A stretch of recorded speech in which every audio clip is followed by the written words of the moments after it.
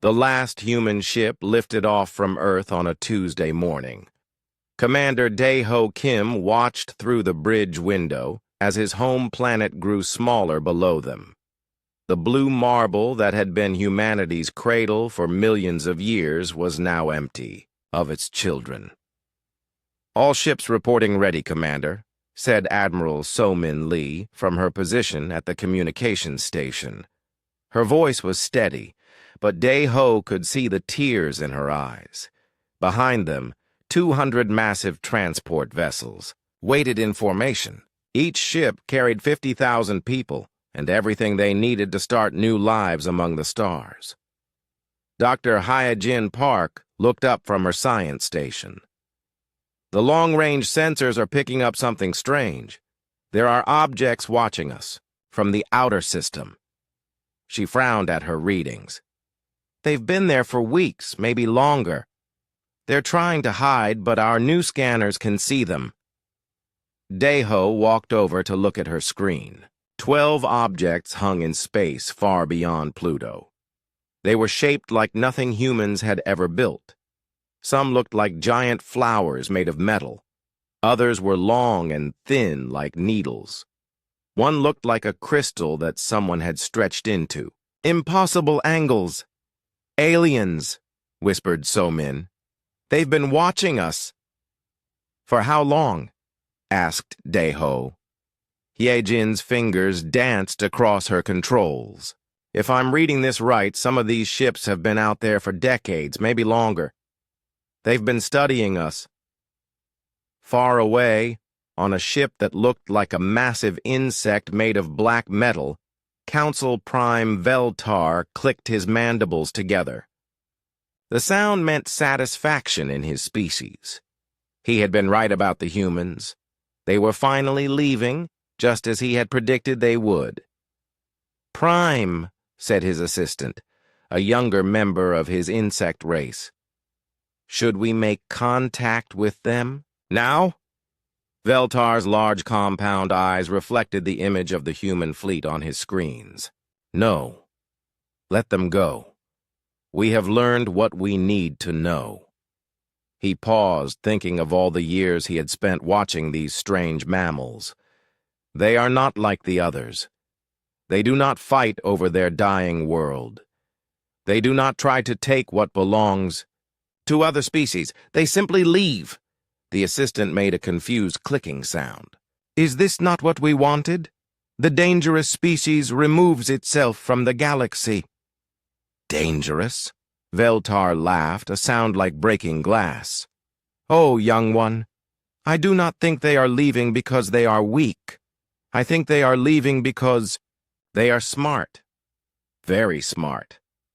Back on the human flagship, Dae-ho made a decision that would change everything. "Hyejin, record a message. Send it to all those watching ships." "Sir?" So-min looked surprised. "What should I tell them?" "Tell them this," Dae-ho said, staring out at the alien vessels. "We know you have been watching us. We are not angry. We understand that you were curious about us. We are curious about you too. We are leaving our world not because we are afraid, but because we choose to. We hope that someday, when we meet among the stars, it will be as friends." The message was sent in 17 different languages, including mathematics and music. It reached the alien ships in minutes. On the crystal ship, an ancient being older than human civilization received the message. Elder Korth had seen species rise and fall for 1,000,000 years.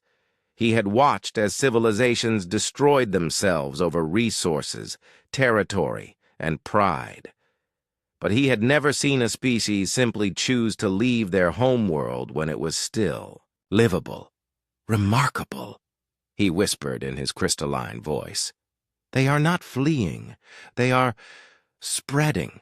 On the flower-shaped vessel, Zixandra tried to touch the human minds with her telepathic abilities.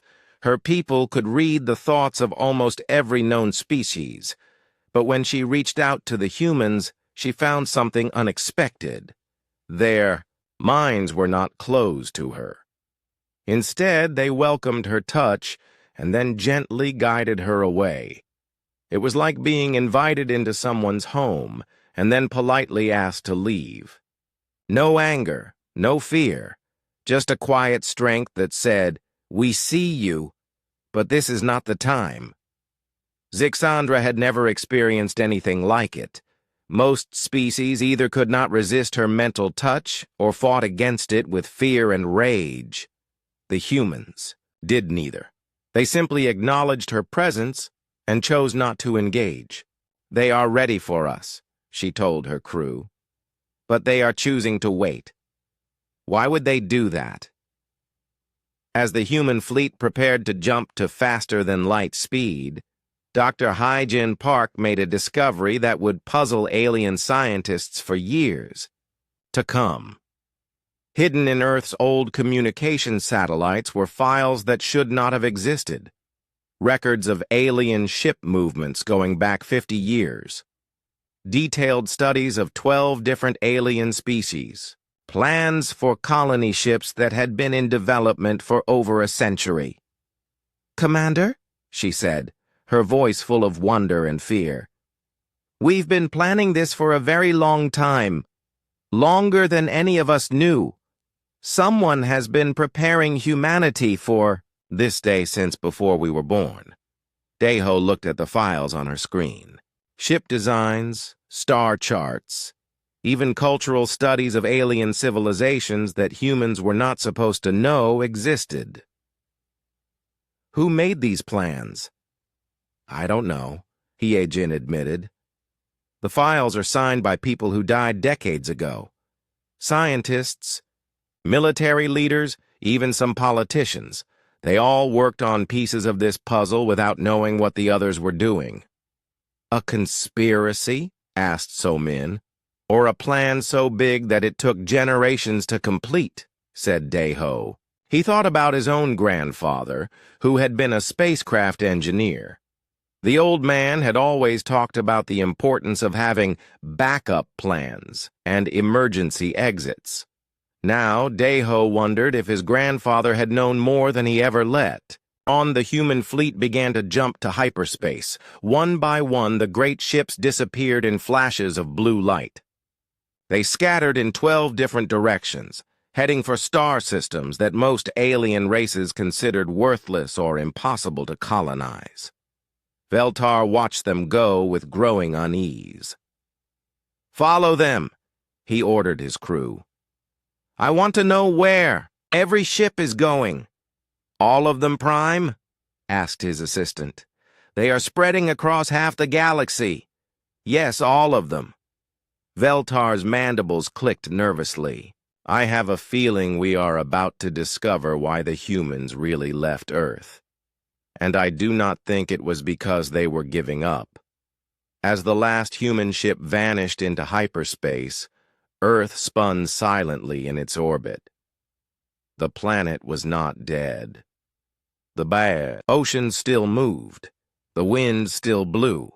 Plants and animals that humans had carefully protected still lived in vast nature preserves. But for the first time in millions of years, no human eyes watched the sunrise. In underground bunkers around the world, automated systems began their work. Machines that would clean the air and water. Robots that would tend to the animals and plants. Computer programs that would preserve human knowledge and culture for anyone who might come looking. And in a small house in what used to be Seoul, Tae-woo Choi sat by his window and watched the stars. He was the only human who had chosen to stay. His job was simple: to be Earth's caretaker and to greet anyone who came looking for humanity. "They will be back," he said to himself, thinking of his species spreading across the galaxy. "Someday, when the time is right, they will come home, and when they do, Earth will be waiting for them." High above, the alien ships began to leave. As well, they had reports to make and councils to convene. Each species had their own theories about what the humans were really planning. Some thought it was an invasion strategy. Others believed it was simple expansion. A few wondered if the humans were running from something. None of them guessed the truth. Humanity had not left Earth to conquer the galaxy or escape from it. They had left to save it. The great plan that had taken generations to prepare was finally beginning. And across the stars, in systems that other species had written off as worthless, human colony ships were already beginning their work. The silent exodus was complete. The next phase was about to begin. 3 months had passed since the humans left Earth. On the neutral moon of Kethvar, the Galactic Council met in emergency session for the 5th time. The Great Chamber was filled with representatives from 12 different species, each more worried than the last time they had gathered. Council Prime Veltar stood at the center of the room, his insect-like form casting long shadows under the artificial lights. Around him, the other council members shifted nervously in their seats. The flower-like botanics swayed on their stems. The crystal beings chimed softly with anxiety. Even the ancient Elder Korth, who had lived for 1,000,000 years, seemed troubled. "The reports keep coming in," Veltar announced, his voice echoing in the chamber. "Every day we discover more human ships in systems we thought were empty. They are not staying together. They are spreading out like seeds in the wind." Zixandra, the telepathic representative, raised one of her 6 arms. Her purple skin was darker than usual, which meant she was deeply concerned. "I have tried to contact their minds from across space. It should be easy with my abilities, but every time I reach out to them, I find the same thing." "What do you find?" asked Elder Korth, his crystal body ringing like a bell. "They know I am coming," Zixandra said quietly. "Before I even touch their thoughts. They are ready for me. They do not fight me or hide from me. They simply wait, like they are expecting me to call but are too busy to talk right now." A new voice spoke from the back of the chamber. It was Taewoo Choi, the human who had stayed behind on Earth. The council had brought him to their moon to answer questions, but so far he had only made them more confused. "You want to know why my people are not afraid of you," Taewoo said, standing up slowly. He was an old man, but his eyes were sharp and intelligent. "It is because we have been preparing for this meeting for a very long time." "What do you mean?" demanded Veltar. Taewoo smiled, but it was not a happy smile. "We know about all of you. We have known for over 100 years. Your ships hiding in our outer system, your spy drones watching our cities, your scientists studying our behavior, like we were animals in a cage." The council chamber fell silent. This was not what they had expected to hear. "We know about the botanics and how they spread their seeds across dead worlds to bring them back to life," Taewoo continued. "We know about the Crystal Collective and how they store the memories of entire civilizations. We know about Zixandra's people and their gift for reading minds. We even know about the wars you have fought with species that refuse to join your council." Elder Korth leaned forward, his ancient form creaking like old ice. "If you knew about us, why did you never try to make contact?" "Because we were not ready," Taewoo said simply. "Your council has existed for thousands of years. You have technologies. We are just beginning to understand. If we had revealed ourselves too early, what would have happened to us?" Veltar's mandibles clicked thoughtfully. "You would have been invited to join the council as a junior member, like all developing species." "Exactly," said Taewoo. "Junior members, under your protection, following your rules, dependent on your guidance." He shook his head. My people have never been very good at following other people's rules. On the far side of the galaxy, Jinna Yun was discovering just how true those words were. She worked on a council monitoring station that was supposed to track communication, signals across space. Her job was usually boring, but today was different. Today, the machines were picking up thousands of human transmissions. This cannot be right, she muttered, staring at her screens. The humans had only left Earth 3 months ago, but the signals she was receiving were coming from dozens of different star systems. Some of the messages were routine reports about landing on new worlds. Others were more interesting. One message talked about humans successfully growing Earth crops on a planet where the soil was poisonous to most life. Another described a human colony that had made contact with a primitive alien species and was teaching them how to build better tools. A third message mentioned humans finding the ruins of an ancient civilization and working to preserve them instead of looting them. Jin-Ah, called her supervisor, a 3-eyed reptilian named Korth. What are you finding in those transmissions? They are not just surviving, Jinna said, her voice full of amazement. They are thriving. In places where our own explorers said nothing could live, humans are building cities, and they are not alone. What do you mean, not alone? Jinna pulled up a star chart on her main screen. Red dots showed where human colonies had been established. Blue dots showed where council member species had settlements. But there were also green dots scattered around the human red ones. These are species we have never seen before, Jinna explained. Primitive races that live in systems we thought were empty. The humans are not avoiding them. They are working with them. Back on Kethvar, Taewu was explaining the same thing to the council. Your maps of the galaxy are not complete, he told them. You only pay attention to systems that have resources you want or species that might threaten you. But there are thousands of other worlds out there. Worlds with people on them that you have never bothered to notice.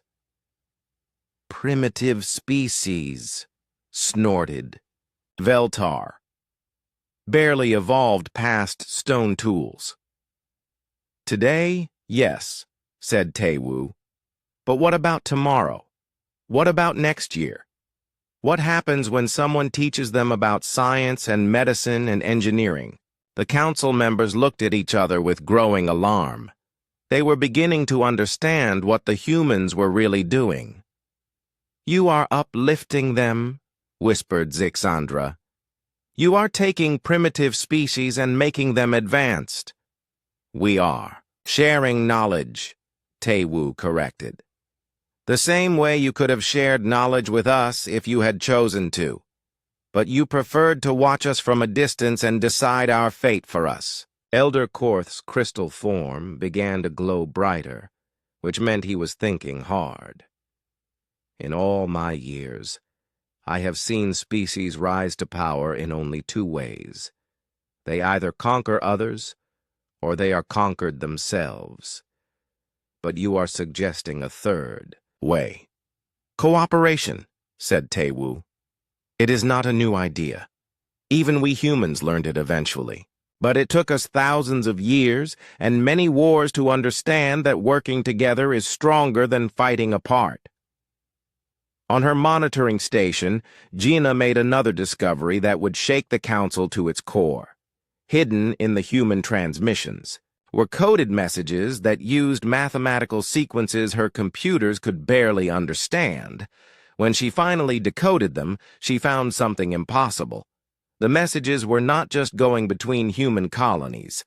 They were also being sent to species that the council considered enemies. The Void Collective, a group of warrior races that had been fighting the council for centuries, was receiving information from human settlements. This is treason, she whispered, then quickly corrected herself. The humans were not council members, so they could not commit treason. But they were clearly choosing sides in a galactic conflict, and it was not the side the Council expected. Jinnah's discovery reached the Council chamber within hours. The news caused chaos among the representatives. Some demanded immediate action against the human colonies. Others argued that the humans had every right to talk to whoever they wanted. "You see," said Taewoo, watching the council argue among themselves, "this is why we left when we did. You cannot even agree on how to handle one small species. How can you govern an entire galaxy?" "We have maintained peace for thousands of years," Veltar protested. "You have maintained control," Taewoo replied. "Peace and control are not the same thing. Peace means everyone chooses not to fight. Control means everyone is too afraid to fight." The debate raged for hours. Finally, Elder Korth called for silence. "The question before us is simple," he said in his crystal voice. "Are the humans a threat to galactic stability, or are they an opportunity for something better?" "They are spreading too fast," argued one of the reptilian representatives. "In a few years, they will have colonies in hundreds of systems. If they continue to uplift primitive species, they could build an empire larger than ours. Or," said Taewoo quietly, "they could build something that is not an empire at all." The council session ended without any decisions being made. The representatives returned to their ships, each carrying different fears and different hopes. Some began making plans to contact the human colonies directly. Others started preparing for war. But Taewoo remained on Kethvar, sitting alone in the guest quarters they had given him. He looked out at the stars and smiled. Everything was going exactly according to plan. The humans had not fled from Earth, in fear or desperation. They had left because they knew this moment would come. The galaxy was about to learn what humans really meant when they talked about cooperation. And the Galactic Council, for all their power and wisdom, was not ready for what was coming next. 1 year had passed since humanity left Earth. Across the galaxy, human colonies were doing impossible things on worlds that other species had written off as useless.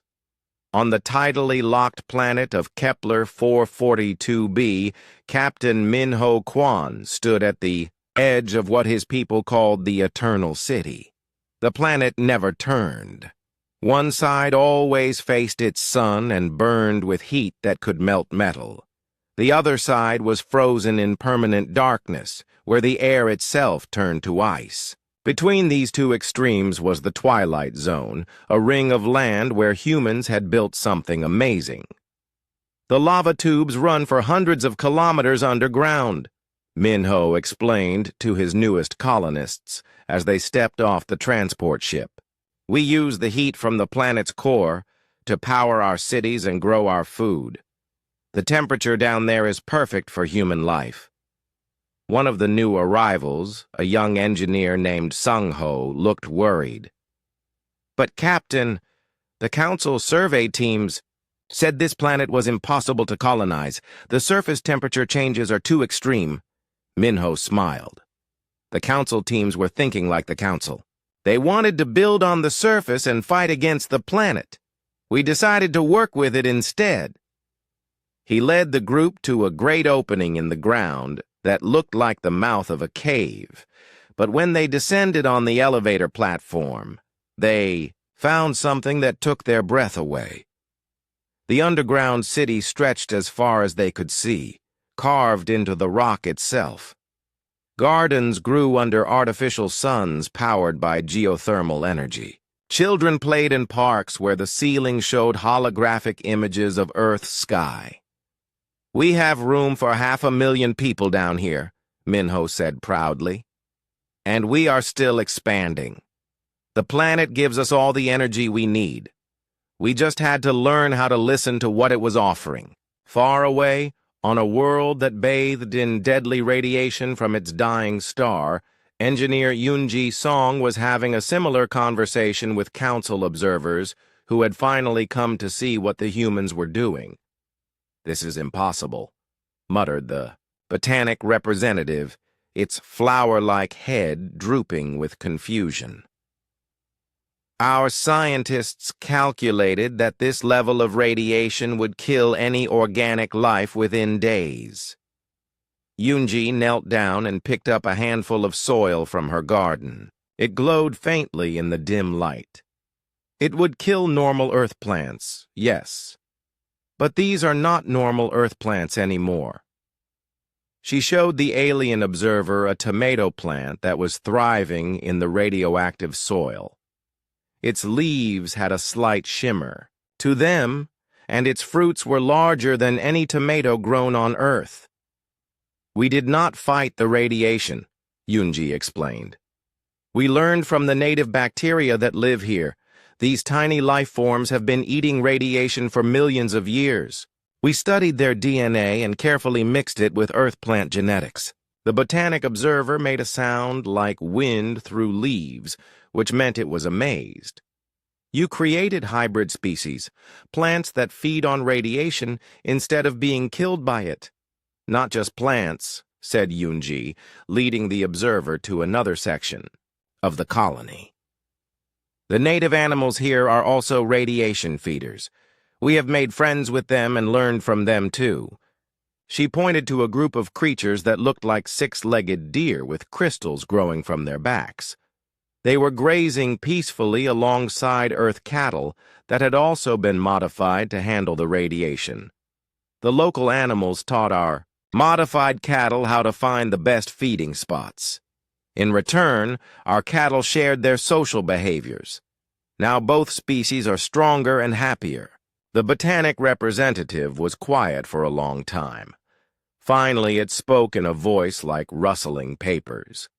"My people have been gardeners for thousands of years. We thought we knew everything about growing life on dead worlds. But this is something new." On yet another world, Dr. Kyung-Soo Nam was showing similar wonders to a group of Crystal Collective observers. His planet was covered in storms that never ended. The winds could tear apart metal buildings, and lightning struck the ground constantly. Most species would have given up and left. Instead, the humans had built their cities in the eye of the permanent storm system. They used the constant winds to generate power and collected the lightning in massive energy storage systems. But that was not the most impressive part. "We found life here that no one knew existed," Dr. Nam explained as he led the crystal beings through his research facility. "Creatures that live in the storm clouds themselves. They feed on electrical energy and reproduce during the biggest lightning strikes." He showed them tanks filled with what looked like living electricity.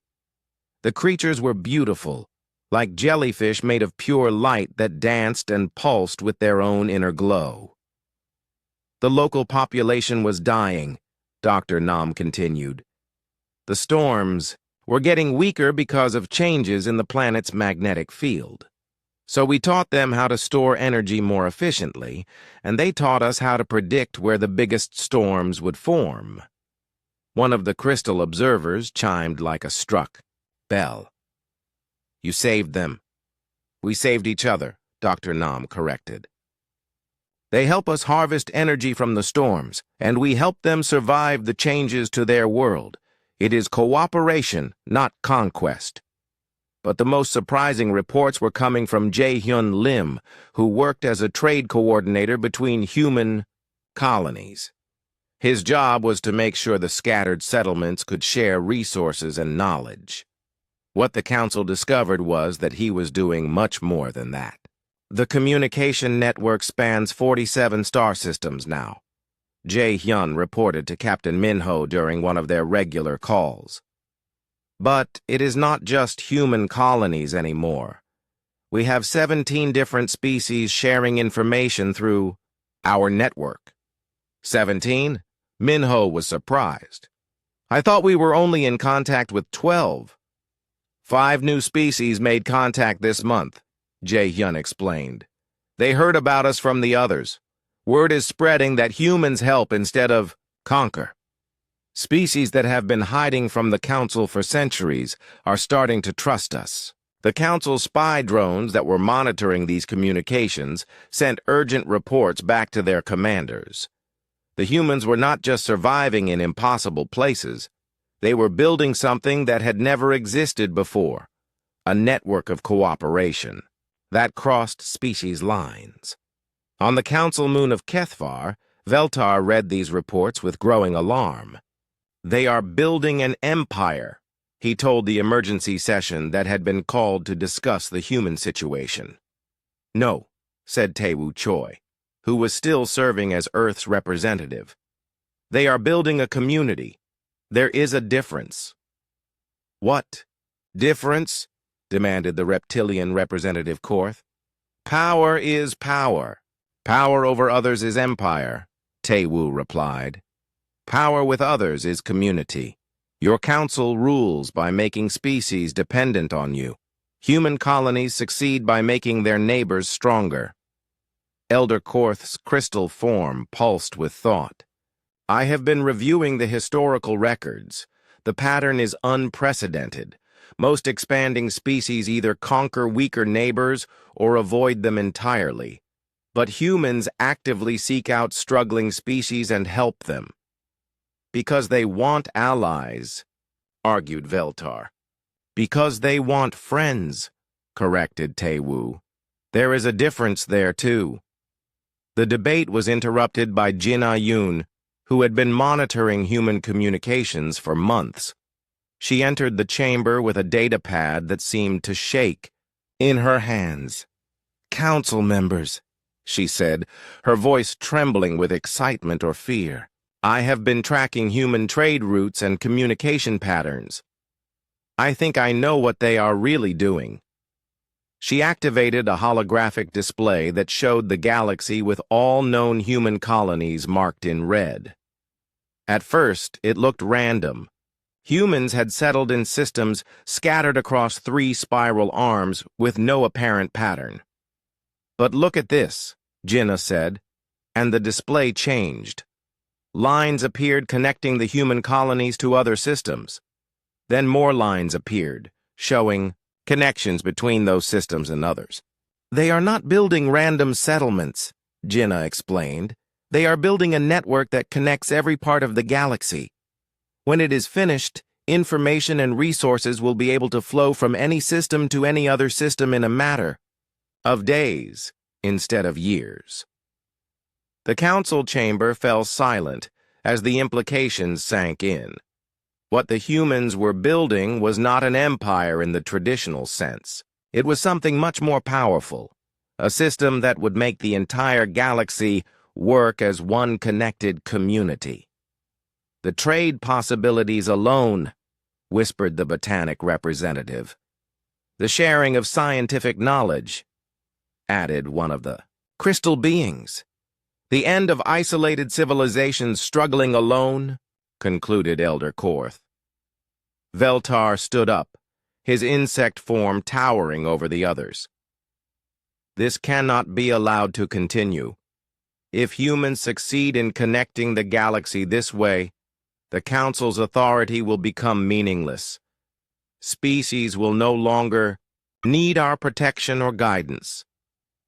Maybe, said Taewoo quietly. That was always the point. Outside the council chamber, across the vastness of space, human colonies continued their work.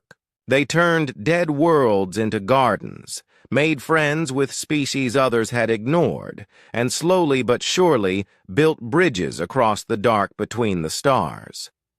The galaxy was changing, and there was no force in the universe that could stop what humanity had set in motion.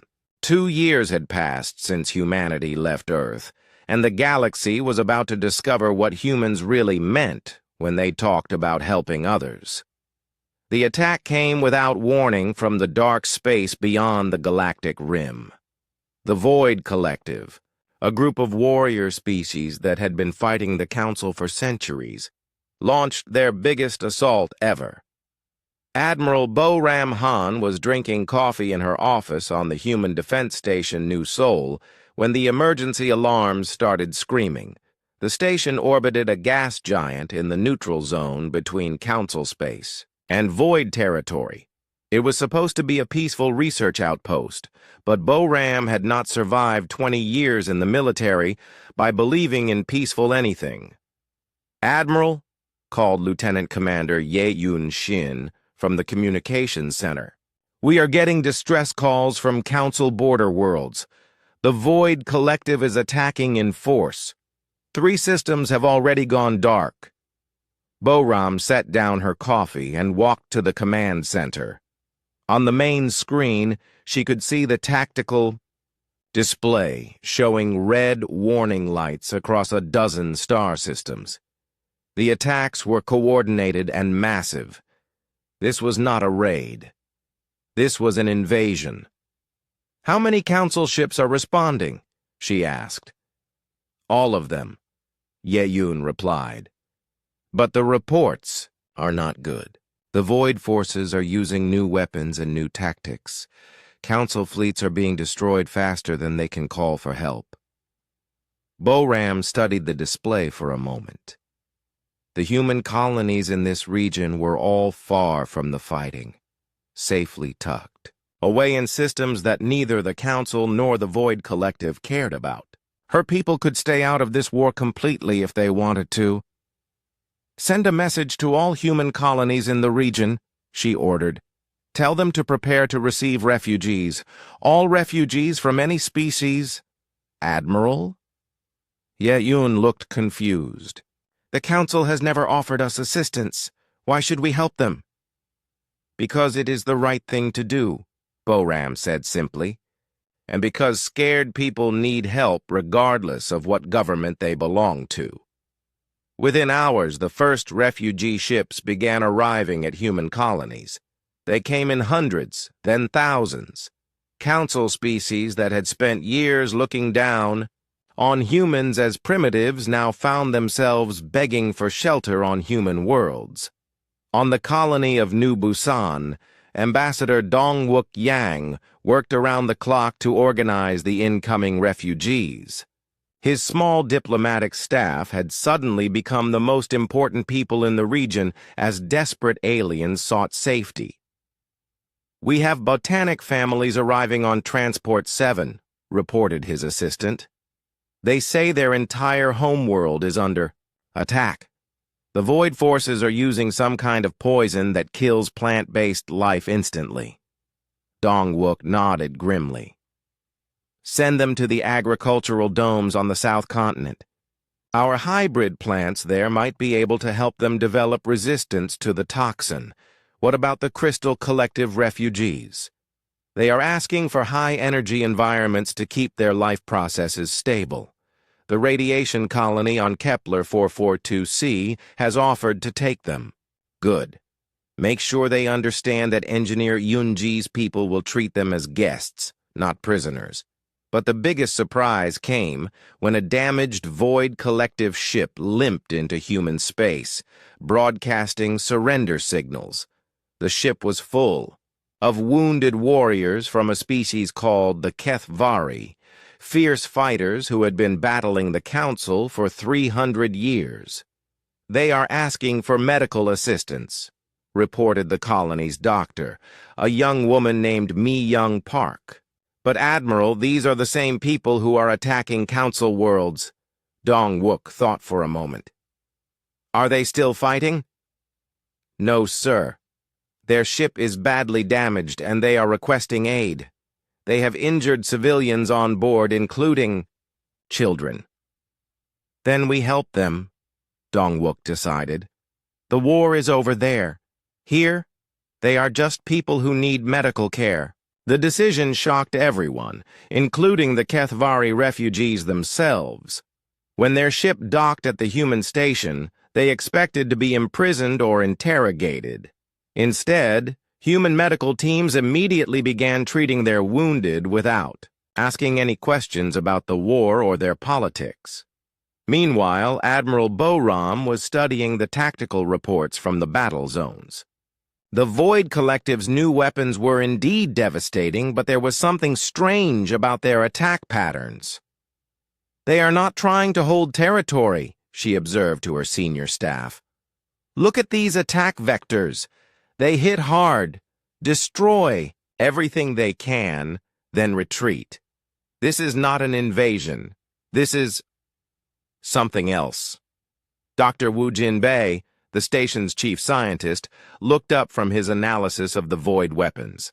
"Admiral, I think I know what they are really doing. These new weapons are not just destroying Council ships. They are collecting something from the wreckage." "Collecting what?" "Energy signatures, data cores, technology samples. The Void Collective is not trying to conquer Council space. They are trying to steal Council technology on a massive scale." Boram frowned. "But why? The Void species have their own advanced technology. Why do they need Council tech?" The answer came from an unexpected source. One of the Kethvari refugees, a warrior named Vextar, who had been recovering in the human medical bay, asked to speak with the human commanders. "Your people have shown us kindness when they could have shown us the airlock," Vextar said through the translation device.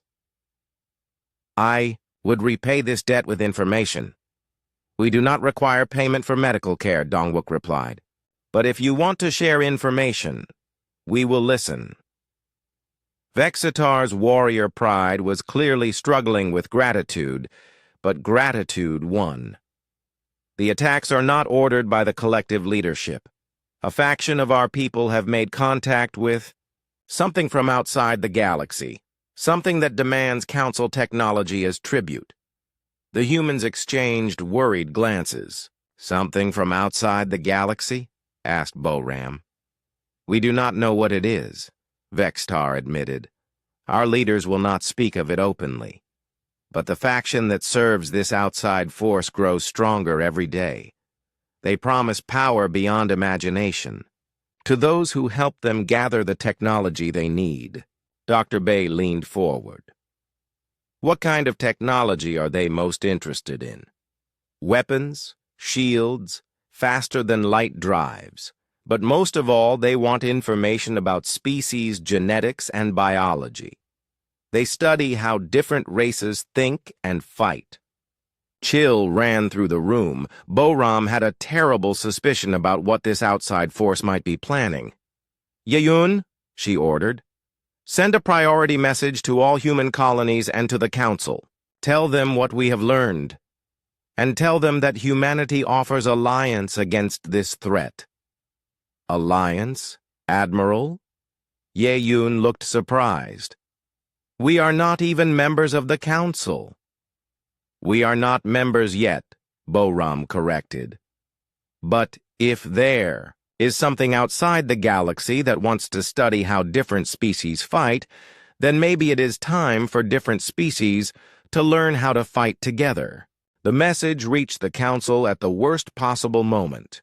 Veltar was in the middle of an emergency session where the surviving Council fleets were reporting massive losses. 3 entire systems had been evacuated, and the void attacks showed. "No signs of stopping." "The humans offer what?" demanded Korth, his reptilian features twisted with disbelief. "Military alliance," reported Jin Ah-Yoon, who had been monitoring human communications. "Admiral Han is offering to coordinate human defense fleets with Council forces. But there is more." She activated the holographic display to show the galaxy-wide human communication network. "The humans are already coordinating refugee relief across 47 systems. They have taken in over 3 million displaced beings from both Council and Void territories. They are treating everyone equally, regardless of species or political affiliation." Elder Korth's crystal form pulsed with deep thought. "They are demonstrating what they have been trying to tell us. That cooperation is stronger than conflict." "This could be a trap," warned Veltar. The humans could be working with the Void Collective. The humans are treating wounded Void warriors in their medical facilities, Jinnah pointed out. If this is a trap, it is the strangest one I have ever seen. The debate was interrupted by another urgent message from Admiral Boram. This time, she was not just offering alliance. She was offering something that no council member had ever seen before. Honored council members, Boram's image said from the holographic projector. I am transmitting the technical specifications for human shield technology. Our scientists have developed defensive systems that can protect entire fleets from the new void weapons. We offer this technology freely to all species fighting against the outside threat. The council chamber erupted in amazement. The humans were giving away military technology that could have been used to dominate the galaxy. They were handing over the keys to their own defense systems to people who had spent years treating them as inferior. Why? Whispered Zixandra, her telepathic abilities picking up the genuine confusion from every mind in the chamber. Why would they give us their most advanced technology? Taewoo Choi, who had been quietly watching the debate, finally spoke up. Because, he said simply, when something threatens the galaxy, it threatens everyone in the galaxy. My people learned long ago that the only way to survive a big enough threat is to face it together. For the first time since the human exodus began, the Galactic Council voted unanimously. They accepted humanity's offer of alliance, but as the first joint human council fleets began forming up for battle, deep sensors at the galaxy's edge detected something that would change everything. Massive objects were moving through the dark, space between galaxies heading toward their location. The real war was about to begin. 3 years had passed since humanity left Earth, and the galaxy was no longer the same place. On the Council Prime world, emergency sessions had become the normal way of doing business. The great chamber that had once echoed with debates about trade routes and territorial disputes now buzzed with reports of impossible human achievements and growing alien unrest. President Ji-hoon Park stood before the assembled council, but he was not there as a supplicant begging for membership. He had been elected by the Human Colonial Federation, a government that now represented 47 human colonies and 63 allied alien species. The Federation controlled more territory than some council members and had more influence than others. Honored Council, Ji-hoon said, his voice calm and respectful but not submissive. We have received your ultimatum. You demand that humanity submit to council authority or face what you call pacification. We are here to give you our answer. Veltar leaned forward on his insect-like legs. The past 3 years had not been kind to the Council Prime. Every month brought new reports of human colonies solving problems that Council scientists had declared impossible. Worse, species that had been loyal Council members for centuries were starting to ask uncomfortable questions about why their own governments could not achieve the same results. The answer had better be submission, Veltar said, his mandibles clicking with barely controlled anger. Your species has caused enough disruption to galactic order. What disruption? Asked Ji-hoon politely. We have not attacked any Council worlds. We have not threatened any Council species. We have not even asked to join your organization. You have upset the balance of power, argued Korth, the reptilian representative. Minor species that should be content with their place in the galactic order are now demanding the same treatment you give your allies. You mean they want to be treated as equals instead of as subjects? Ji-hoon observed. Yes, that does seem to be happening. General Seung-hwan Choi, who stood beside the president, spoke for the first time. Council members, before you make any final decisions about humanity, We would like to invite you to see what we have actually accomplished. Words can be misunderstood. Actions speak more clearly. You want us to visit your colonies? Elder Korth asked, his crystal form chiming with curiosity. We want you to visit New Terra, said Ji-hoon, our largest colony. See for yourselves what humanity is really building out there. The debate that followed lasted for hours. Some council members refused to consider visiting human space. Others argued that they needed to see the human colonies to properly assess the threat they represented. In the end, curiosity won over caution. The council delegation that departed for New Terra 3 days later included representatives from 8 different species. Veltar led the group, determined to find evidence that would justify military action against the humans. But what they found when they arrived at New Terra was unlike anything they had expected. The planet itself was unremarkable. It had been a dead rock when humans first arrived, with poisonous air and no liquid water. According to all council science, it should still be a dead rock. Instead, the delegation's ships descended through a breathable atmosphere toward cities that glowed like jewels in carefully tended landscapes. The entire planet has been terraformed in less than 3 years, Dr. Hyo Jung Kim explained as she guided the delegation through the capital city of New Seoul. But we did not do it the way most species attempt terraforming. What do you mean? Asked the botanic representative, its flower-like head turning to follow the movement of flying creatures that looked like nothing in any known biological database. Most terraforming projects try to make a planet exactly like the homeworld of the species that will live there, Dr. Kim said. We decided to make New Terra the best possible world for all the species that wanted to live here. She led them to an observation deck that overlooked the city center. Below them, beings from dozens of different species worked and lived together. Crystal beings tended energy gardens alongside botanic colonists. Former Void Collective warriors taught combat, techniques to young humans in peaceful martial arts schools. Children from 6 different species played together in parks designed to accommodate their different physical needs.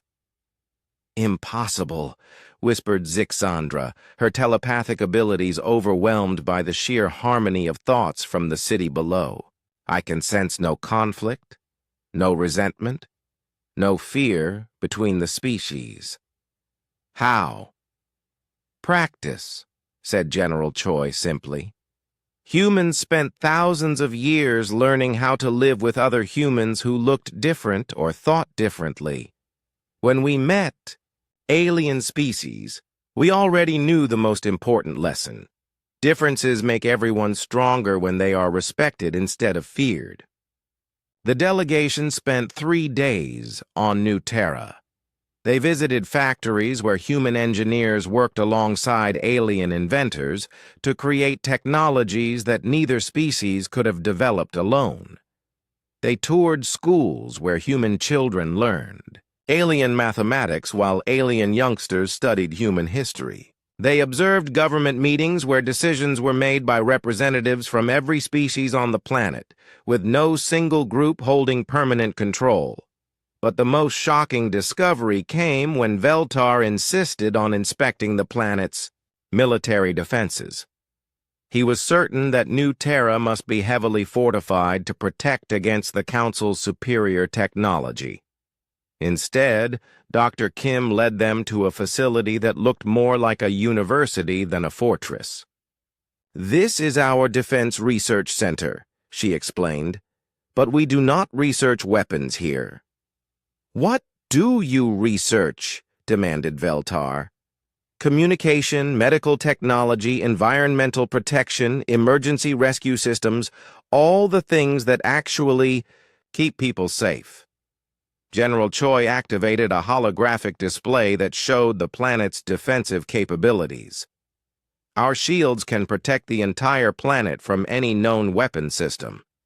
Our sensors can detect threats from 3 star systems away. Our evacuation systems can relocate the entire population to safety within 6 hours if necessary. But where are your weapons? Veltar asked, confused. We have some, General Choi admitted, but we prefer not to use them. It is much more effective to make friends with potential enemies than to destroy them. Elder Korth, who had been silent for most of the tour, finally spoke. You have created something that should not exist. A multi-species civilization that functions without conquest or coercion. In all my million years of life, I have never seen anything like this. Because you have never tried to build anything like this, said Dr. Kim gently. The Council maintains order through authority and force. We maintain order through cooperation and mutual benefit. On the final day of their visit, the delegation was invited to observe a session of the Colonial Federation Congress. Representatives from over 100 different species gathered to discuss issues ranging from trade disputes to scientific research projects. The humans were clearly influential, but they did not dominate the proceedings. How do you make decisions when so many different species have different needs and priorities? Asked the botanic representative. The same way families make decisions, explained President Ji-hoon, who had joined them for the session. We talk until we find solutions that work for everyone. It takes longer than simply ordering people to obey, but the results last longer too. And if talking fails, pressed Veltar. Then we keep talking, Ji-hoon replied. We have learned that there is always a solution that benefits everyone if you are willing to look for it. Sometimes the solution is not what anyone originally wanted, but it is something everyone can accept. The session they observed was about establishing trade routes between Federation worlds and some of the minor species that lived in Council space. The debate was passionate but respectful. When disagreements arose, the representatives worked together to find compromises. When someone had a better idea, everyone listened regardless of which species had proposed it. This is not governance, Veltar said afterward. This is chaos. This is democracy, corrected Dr. Kim. And it works because everyone involved wants it to work. The council delegation returned to their homeworld in a state of confusion and growing fear. What they had seen on New Terra challenged everything they believed about how galactic civilization should function. If the human model was successful, it made the Council's authoritarian system look outdated and unnecessary. We have to stop them, Veltar declared to the emergency session that convened immediately upon their return. If other species see what the humans have accomplished, they will demand the same freedoms for themselves. Maybe they should have those freedoms, said Elder Korth quietly. The chamber fell silent. In the 1,000-year history of the Council, no member had ever suggested that their subjects should be given more independence. You would destroy everything we have built, Veltar accused. I would let it evolve into something better, Elder, Korth replied. The humans have shown us a different way. Perhaps it is time to consider that their way might be superior to ours. The vote that followed would split the Council for the first time in its history. Half the members voted to negotiate with humanity and learn from their methods. The other half voted for immediate military action to crush the human colonies before their ideas could spread further. The deadlock meant that no official action could be taken, but individual council members were free to make their own choices. And across the galaxy, some of those choices would change the course of history. 5 years had passed since humanity left Earth, and the galaxy was about to face its greatest test. The warning came from the deep space monitoring stations that watched the dark void between galaxies. Something was moving in that emptiness. Something vast and ancient and hungry. Fleet Admiral In Ho Kang stood on the bridge of the flagship New Harmony, watching the impossible readings on his screens. The objects approaching from intergalactic space were larger than space stations, moving faster than any known technology should allow, and there were hundreds of them. "Admiral," called Captain Young Mi SEO from her position at the sensor station.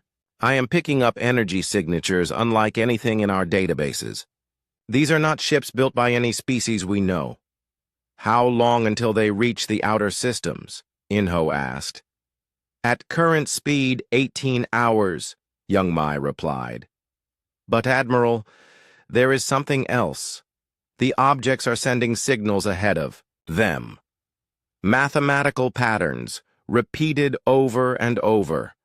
Director Sujin Lee, who had been working frantically at the science station, looked up with excitement and terror in her eyes. "Admiral, I think I know what those signals are. They are not random. They are a language." "What are they saying?" "They are asking for help," Sujin said, her voice barely above a whisper. "The same message, repeated in every mathematical system. We know, and several we do not. They are saying, 'Warning, danger follows, prepare defenses, we are the last.'" The message reached every government in the galaxy within hours. The Galactic Council, still split from their debates about humanity, suddenly faced a crisis that made their internal arguments seem insignificant. The Void Collective, exhausted from years of warfare, received the same warnings. Even the minor species that lived in the spaces between the great powers knew that something terrible was coming. But it was humanity that acted first. "Send messages to every species, every government, every colony in the galaxy," Inho ordered. "Tell them that the Human Colonial Federation offers alliance against this threat. All species, all governments, all peoples, no exceptions. Even the council species that voted to destroy us?" asked Young Mai. "Especially them," Inho replied. "When something threatens the entire galaxy, there are no enemies. There are only neighbors who need help." The response was overwhelming. Within 12 hours, ships from over 300 different species were converging on the coordinates that humanity had designated as the rally point. Council fleets that had been preparing to attack human colonies instead found themselves flying alongside human defense ships. Void Collective warriors who had spent centuries fighting the Council now shared battle plans with their former enemies. Ambassador Hyun-Woo Park worked around the clock to coordinate the massive alliance. His diplomatic skills, trained in the multi-species democracy of the Human Federation, were pushed to their limits as he tried to help species with centuries of hatred learn to work together in a matter of hours. "The Crystalline Collective wants to provide shield harmonics for the entire fleet," he reported to Admiral Inho. "But the Void Warriors say their ship frequencies will interfere with crystal technology." "What do our engineers say?" Inho asked. "Dr. Bay thinks he can modify both technologies to work together, but he needs crystal engineers and void technicians to work side by side in the same room." "Make it happen," Inho ordered, "whatever it takes." In engineering bays across the fleet, miracles of cooperation were taking place. Species that had never spoken to each other were sharing their most closely guarded technological secrets. Ancient enemies were teaching each other how to repair alien equipment. Engineers who had spent their lives building weapons of war were working together to create defenses for the entire galaxy. But the greatest miracle happened when Captain Young Mi SEO volunteered to take her ship, the Starbridge, on a dangerous mission to make contact with the approaching objects. As her small vessel approached the massive alien constructs, she realized that they were not ships at all. "Admiral," she reported back to the fleet, her voice filled with awe. "These are not invaders. They are refugees, survivors. These constructs are the remains of an entire civilization. The beings that emerged from the ancient ships were unlike anything anyone had ever seen. They were made of living metal and energy, forms that shifted and flowed like liquid but thought like solid matter. They called themselves the predecessors, and they had been fleeing across the void between galaxies for millions of years. We are the last of our people," their spokesperson explained through a translation device that young Mi's engineers had quickly assembled. "Our galaxy was consumed by the Devourers, machines that eat stars and planets and all life. We have been running ever since, warning other galaxies, helping them prepare." "How do we fight these Devourers?" Inho asked. "You do not fight them," the predecessor replied. "They are too powerful, too numerous. But you can survive them. You can build defenses that will protect your people until the Devourers move on to consume other galaxies." Director Soo-Jin Lee worked with predecessor scientists to understand the threat. The Devourers were ancient machines, perhaps built by a civilization that had died out long before the Milky Way galaxy had even formed.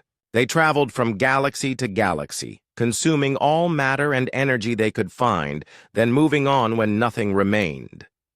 "They will arrive in approximately 1 year," Soo-Jin reported to the Allied fleet commanders. "We have that long to prepare.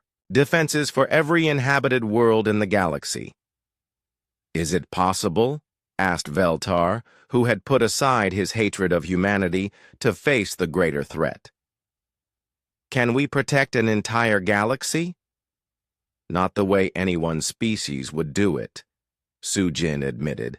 "But if we work together, if we combine all our technologies and knowledge and resources, then yes, it might be possible." The year that followed was unlike anything the galaxy had ever seen. The great alliance that humanity had helped create worked with desperate efficiency to prepare for the coming storm. Human organizational skills coordinated the efforts of hundreds of species. Council technology provided the foundation for planetary defense systems. Void collective weapons were modified to create barrier fields. Minor species contributed knowledge and resources that proved essential to the plan. The plan itself was elegant in its simplicity. Instead of trying to fight the Devourers, the Alliance would hide from them. Every inhabited world would be surrounded by stealth fields that would make it invisible to the machine intelligence. The Devourers would pass through the galaxy, find nothing to consume, and continue on their endless journey. But the stealth fields required more power than any single world could generate. The solution came from the network that humanity had been building for years. The communication and trade routes that connected human colonies to allied species across the galaxy became a vast energy grid. Power generated on hundreds of worlds was shared through the network to protect every inhabited system. When the Devourers finally arrived, they found a galaxy that appeared empty. Their sensors detected no life, no technology, no resources worth consuming. The machine intelligence that guided them calculated that this galaxy had already been stripped clean by some previous swarm. After only a few months, they moved on to seek richer feeding grounds.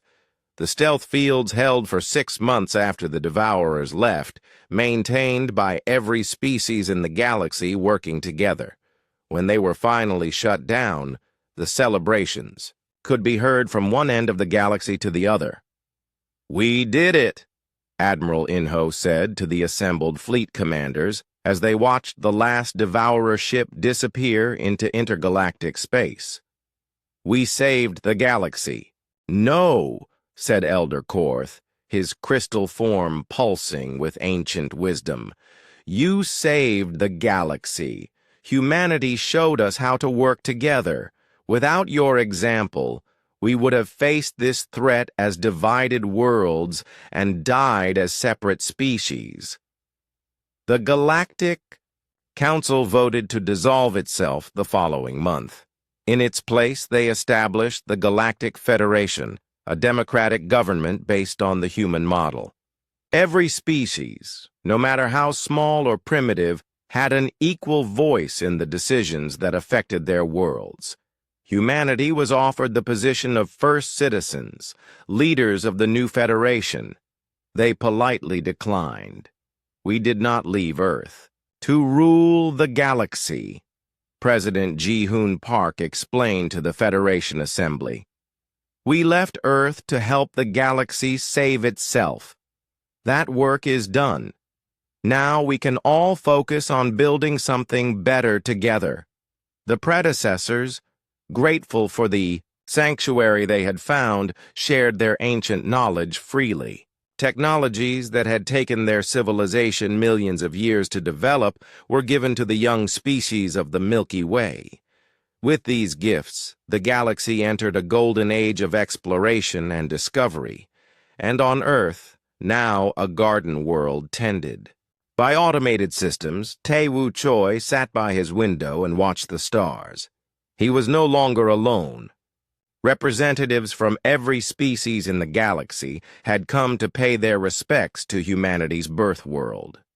Some had even chosen to make Earth their home, drawn by the beauty of the world that had produced such remarkable people. You were right, he said to the empty house where he had waited for 5 years. You were all right. The galaxy needed saving, and humanity was the species to show them how to save themselves. In the distance, he could see the lights of the new spaceport where ships from across the galaxy brought visitors to Earth.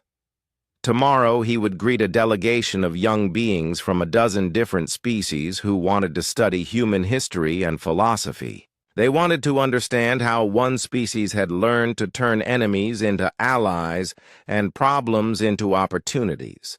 But tonight, Tae-woo simply sat and watched the stars, knowing that somewhere among those distant lights, humanity was building a future that would last for millions of years. They had found their destiny at last, not as conquerors or rulers, but as the teachers who had shown the galaxy how to save itself.